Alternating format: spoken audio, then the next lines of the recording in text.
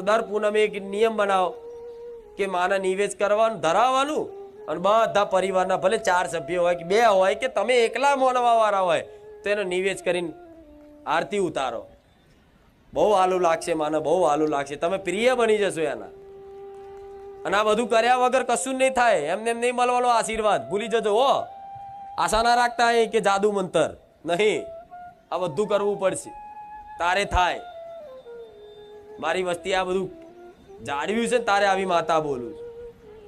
થોડું તો જાળવી રાખો, થોડું તો કરી જો, અનુભવ થઈ જશે કે માતાનો વાલ ને પ્રેમ ને એનું સુખ આલેલું ચેવું હોય છે.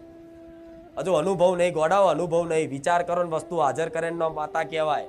એના પ્રાર્થના કરવાની ના આવે, ખાલી વિચાર આવે ને મનમાં મારા ખાવું છે તો એ જ વસ્તુ તમને લાઈન કોકને નિમિત્ત બનાવીને ખવડાવું. લે દીકરા તું વિચારતો તો કે મારે આઈસ્ક્રીમ ખાવો છે, કે લે આઈસ્ક્રીમ.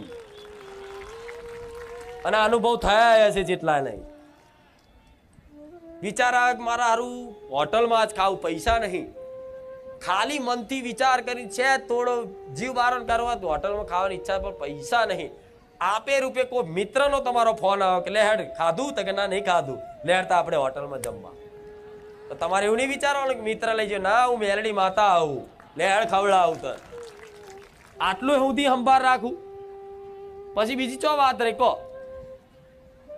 ચોક રોડ ઉપર જતા હોય પેટ્રોલ કદાચ પતી ગયું, તમને ખબર ના હોય, મન લાગે કે હારો બહુ તાપ છે, દીકરો બહુ હેડ છે, જો અત્યારે પતી ગયું તો તમને ખબર ના હોય, ધક્કો મારી આલું પેટ્રોલ પંપ ઊંધી. આવી સંભાળ રાખે માં. તો વિચારો આવો પ્રેમ કરતી થઈ જાય તો તમે ભૂલો. તમને એવું લાગે કે દુનિયા લૂંટાઈ જતી લૂંટાઈ જવા દે, દુનિયા છોડી દેતી છોડી દેવા દે. કાકા કુટુંબ નહીં હોય, મોમા મોહાર નહીં હોય, મારું પરિવારે કદાચ મને સાથ નહીં આલે, પણ મારી માં જ મારી જોડે છે. અને એ છે તો પરિવારે છે, કુટુંબ છે, સમાજ છે, દુનિયા છે.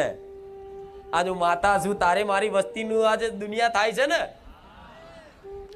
હું માતા ના હોત તો આજ મારી વસ્તી રખડતી હોત રોડ ઉપર, એમનો કોઈ ચાનોય ભાવ ના પૂછે. આજે આવો આવો ને આવકારા મળે તો કોના મળે છે? મારા મેલડીના નામ ના મળે છે ને. એવી રીતે તમારી માં જો તમારી જોડે પક્ષમાં રહી જાય ને તો ભલે મનથી એવું રાખવાનું કે આ એકઈ મારા નહીં, મારી માં જ મારી છે. ભલે સંબંધ બધા જો રાખવાના એવું નહીં તો છોડ દેવાના બધા, પણ દુઃખ પડશે ને ત્યારે કોઈ તમારી દુઃખની કદર કરવા વાળું હોતું છેલ્લે બધા સાથ છોડી દેશે. છોડી દેશે ને, છોડી દીધા એટલે તો આયા છે માથે પડવા કે માં જગત ફર્યા આવતો માં તારો આધાર, માં અમે નોધારા બની ગયા છે, માં અમારું કોઈ નહીં. એટલે કોઈ નહીં તો એટલે તો આયા છો. જો હમણાં બધા હોત તો ના આવત. એટલે માતા જેને લાવવાની હોય ને એને સમીપ લાવવાની કોશિશ કરતી હોય ને જે માતા, એના શું કરે, પેલા એવા દુઃખ પડે એવા દુઃખ પડે એવા દુઃખ પડે ને કે ધીરે ધીરે દુઃખમાં બધા સાથ છોડી દે. એ માણસ એકલો પડી જાય ને એને અનુભવ એવો થવા લાગે કે હું એકલો થઈ ગયો, કે મારું કોઈ વાત સમજવા તૈયાર, મારી કોઈ વાત સાંભળવા તૈયાર, આ મારી વેદના, હું મારું આ દુઃખ કોને કહું? કોકને કહું તો મારો મજાક ઉડાડે, કોકને કહું તો એ દુઃખની કોઈ કદર નહીં કરતું, કહું તો કોને કહું? તારે ભગવાન માતાજી હોભરે કે બસ કોઈ માતાજી ભગવાન મારી વાત હોભરે અને મારું આ દુઃખ કદાચ હોભરી લે અને આ પ્રાર્થના હોભરી લે તો સારું છે, નકર હવે મારું કોઈ નહીં.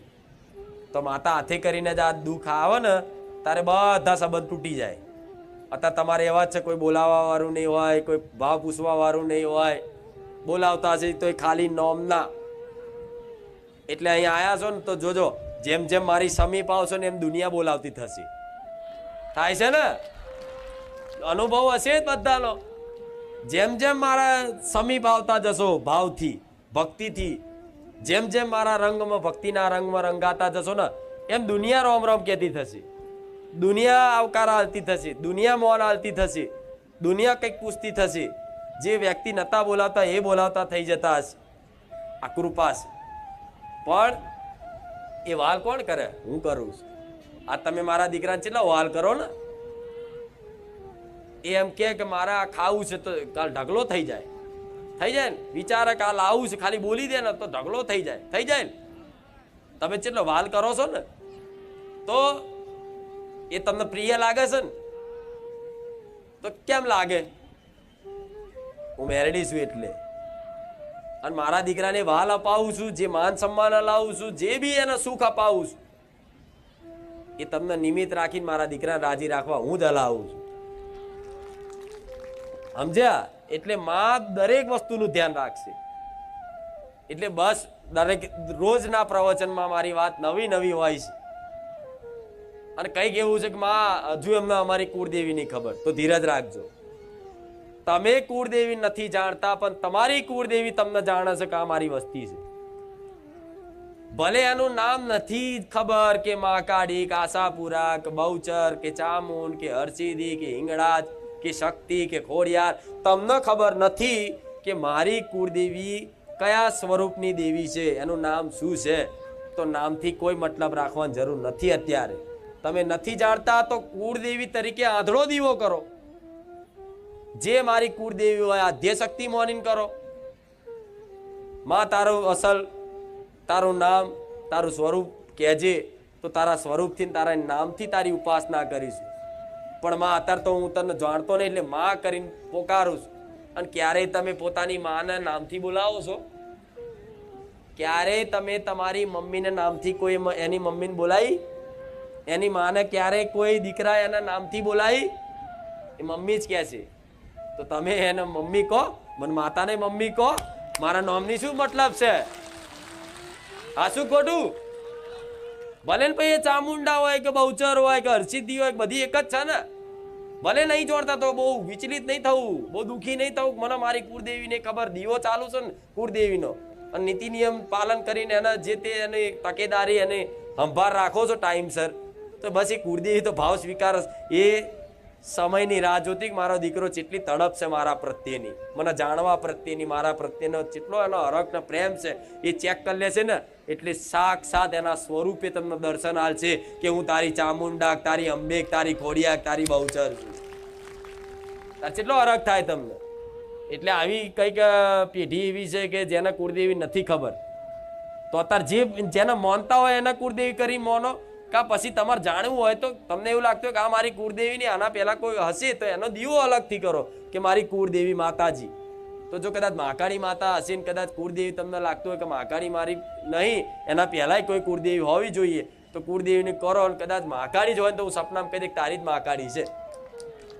પણ તમારા મનમાં જે સંદેશ છે, શંકા છે, બધી કાઢ નાખી. બરોબર?